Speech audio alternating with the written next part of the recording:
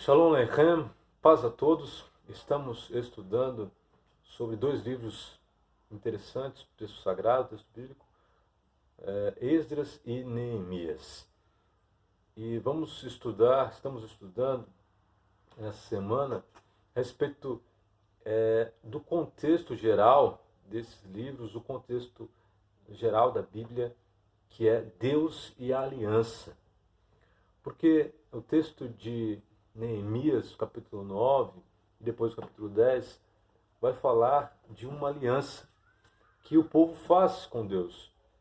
E é interessante o que diz aqui no capítulo 9, verso 38, em vista de tudo isso, firmamos uma aliança que é assinada por nossos príncipes, nossos levitas e nossos sacerdotes. E no capítulo 10, verso 38, vai dizer, 39, aliás, vai dizer assim, e os israelitas, inclusive os levitas, devem trazer ofertas de cereal, de vinho e de azeite para os depósitos em que estão os utensílios do santuário, como também os sacerdotes que ministram, os porteiros e os cantores, e assim não negligenciaremos o templo do nosso Deus. Bem, esse tema, obviamente, ele é extenso, ele leva a muitos textos, mas vou tentar aqui resumir em alguns minutos o contexto da aliança, o que é aliança e, basicamente, a aliança, como disse Robertson, aliança é uma união, uma ligação baseada em sangue e administrada soberanamente por Deus. Ou seja, quem administra a aliança é Deus. É Ele que escolhe os termos da aliança, não é o ser humano. O ser humano ele tem apenas uma função na aliança. Qual que é essa função na aliança? A função é aceitar a aliança ou rejeitar a aliança. Mas quem administra a aliança não é o ser humano, é Deus. Deus é soberano. E essa união é um pacto de sangue. Portanto, ela envolve a morte, tem um caráter de morte. Se você olhar em como eram feitas as cerimônias das alianças, de pactos, eram colocados animais e eles eram cortados. E você deve se lembrar aí de Gênesis 15. E as duas partes passavam no meio desses animais, dizendo o seguinte: aquele que quebrar a aliança vai acontecer aquilo que está acontecendo com esses animais, ele será cortado. É tanto que a palavra para estabelecer uma aliança, justamente, é karat berit, em hebraico, cortar uma aliança. Então Deus se utiliza dessa linguagem, uma linguagem comum, a partir dos achados aí dos povos hititas, se tem uma luz maior a respeito da aliança, porque eram tratados políticos da época, onde se fazia entre reis, fazia também um rei com um servo, chamado de sucerano vassalo, e, e assim por diante. Também com iguais eram feitas alianças. E ao longo da Bíblia nós vamos ver essa linguagem. Aliança, portanto, é uma união, é uma ligação, tem um aspecto contratual, sim, tem um aspecto contratual, tem um aspecto de juramentos, e aí você vai lembrar com certeza do casamento, né? Na aliança tem as testemunhas, tem o juramento, e na Bíblia as testemunhas da aliança de Deus com o seu povo são os céus e a terra, e outras testemunhas mais também, e existe o juramento também. E nós vamos ver aqui a estrutura das alianças, mas basicamente uma aliança então é um relacionamento onde essas duas partes elas têm obrigações, têm responsabilidades e tem consequências também para que se alguém quebre essa aliança. E a primeira aliança que Deus fez foi com Adão e Eva. Por mais que a palavra aliança não apareça no texto, mas existem ali os elementos da aliança. E em Oséias capítulo 6, verso 7, vai dizer que eles quebraram, falando do povo de Israel, a aliança como Adão. Então, um indicativo aqui de que Adão teve uma aliança com Adão. E depois, a aliança com Noé. E depois, por enquanto, essa aliança é uma aliança universal. Ela é feita não somente com Noé, mas com os animais e com todos os sobreviventes. Mas depois ela é uma aliança mais exclusiva para incluir porque é a partir de Abraão que as famílias da terra serão abençoadas no texto bíblico.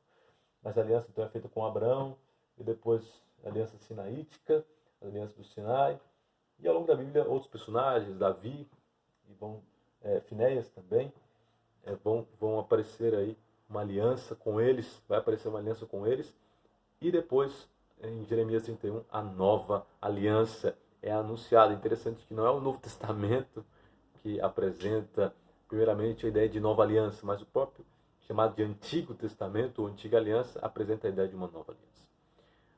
Mas, como disse, tem muita coisa para comentar. Um outro aspecto aqui é que dentro dessa aliança que o povo faz, eles fazem algumas promessas de não se casarem, no contexto ali de Neemias, com pessoas fora do povo de Israel, também de observarem o sábado, de cancelar as dívidas e observâncias do sábado sabático também, a fim de cuidar dos pobres e dar a eles liberdade, e de sustentar o templo. O templo estava sendo esquecido, e você vê em Ageu essa questão, e eles prometem que, como no texto inicial que lemos, capítulo 10, verso 39, que eles vão cuidar do templo. E a estrutura da aliança, ela é basicamente, deixa eu encontrar aqui, basicamente o seguinte: existe aí uma apresentação, existe um prólogo histórico, aliás, antes disso, uma declaração preliminar de quem é Deus, um prólogo histórico, depois as leis e as bênçãos para quem cumprir as leis e as maldições, testemunhas, provisão especial e ou sinal da aliança. E você vai encontrar isso tanto em Deuteronômio, vai ver essa estrutura, Deuteronômio capítulo 1 até o capítulo 4, capítulo 27, assim por diante, capítulo 31, todo o Deuteronômio, que é o livro da lei, você vai encontrar essa estrutura em outros lugares também. O próprio Êxodo 20 você encontra também essa estrutura. Então existem bênçãos e maldições, né? As bênçãos para aquele que cumprir a aliança, aqueles, e as maldições que são maiores, né? Se você vê. Eu li algo interessante, que as bênçãos, as maldições são maiores, a lista é maior para incentivo. É uma maneira de incentivo para que o povo fosse fiel à aliança. E obviamente o cativeiro é a pior das maldições, e o povo aqui nesse contexto volta de um cativeiro. Mas aqui eles fazem o compromisso de cuidar do templo, da casa de Deus. E eu queria terminar com isso, fazendo a seguinte citação aqui, que fala do serviço do santuário terrestre, dividido em duas partes. Os sacerdotes ministravam diariamente no lugar santo e um dia especial no lugar santíssimo, o dia da expiação. Sabe, a aliança de Deus tem a ver com salvação. Deus quer se relacionar com o ser humano, mas existe o pecado. Então é preciso eliminar o pecado. O santuário estava no contexto da aliança, e aí chega em Apocalipse, né? O texto final vai dizer que Deus habitará com o seu povo, e ele vai usar uma forma da aliança, que Deus será o Deus deles, e o povo é povo de Deus. Estou parafraseando, mas a ideia é essa, de que essa ideia, eu sou o Senhor teu Deus, e vocês são o meu povo. E ali o texto diz que Deus habitaria com o povo dele. Sabe? Deus, ele quer ter um relacionamento contigo. A pergunta é, tem tido você um relacionamento com ele? Tem você obedecido os mandamentos dele? Tem você buscado a cada dia ser fiel a ele? Embora, como já vimos na lição anterior, o ser humano sempre vai ser infiel. Mas um dia ele estará para sempre conosco, e vamos voltar ao que era antes, ao Éden perdido, à perfeição, onde de fato o relacionamento era completo, era face a face, era sem impedimento. Que Deus te abençoe.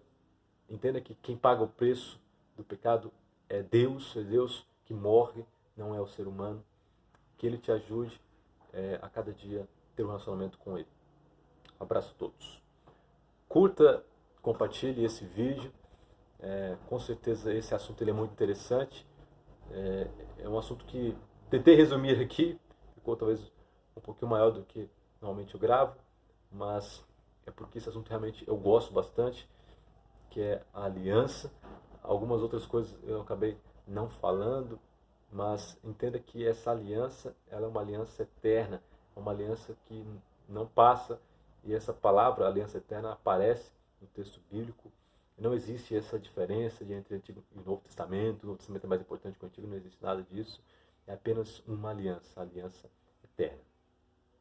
Que Deus te abençoe e compartilhe com seus amigos esse vídeo para entendermos mais a lição e crescermos na graça de Cristo Jesus. Estudarmos esse tema tão importante, o tema da aliança. E se você ficou interessado, eu te recomendo aí o livro do Robertson, que é O Cristo dos Pactos. É uma recomendação, um livro muito interessante sobre esse assunto. Eu vou deixar o nome desse livro na descrição.